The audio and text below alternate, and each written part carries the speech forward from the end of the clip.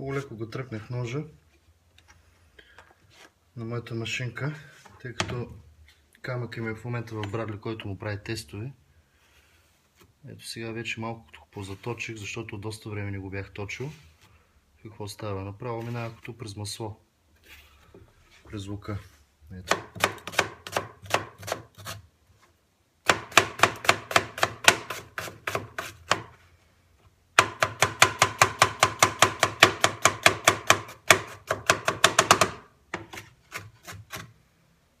Може да видите.